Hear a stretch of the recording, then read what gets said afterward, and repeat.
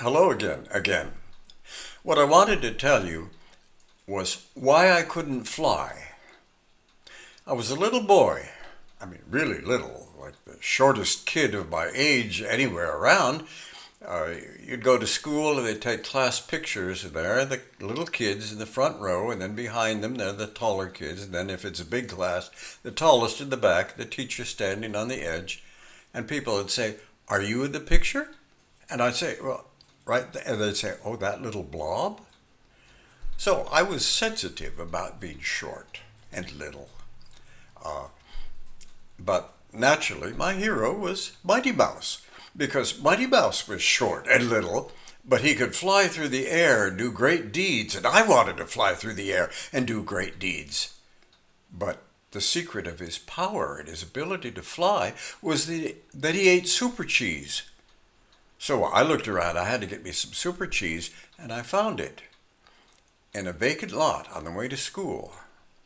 There were these weeds, these tall weeds. They had these leaves, like nice kind of leaves growing up the stem, and at the top, where there used to be a flower, and I don't even know what kind of flower it was, I don't remember, but it had wilted and died and dropped off and left a little seed. And there were four little petals folded around the seed, kind of protected it. So I broke it off, peeled the petals away, and there was this little, looked like a little green baby flat pumpkin. And I popped it in my mouth and I chopped down on it. It tasted green. And this green drool came out of the side of the corner of my mouth and dripped off my chin.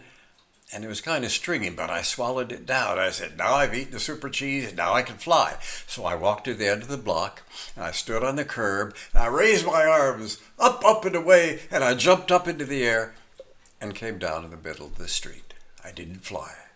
So I walked across the rest of the street, got up on the next block, walked to the end, came to the curb, and up, up and away, jumped up in the air and landed in the street. I didn't fly, and I knew why. I didn't fly the second time because I hadn't flown the first time. And I didn't fly the first time because I didn't truly, absolutely, purely believe that I could.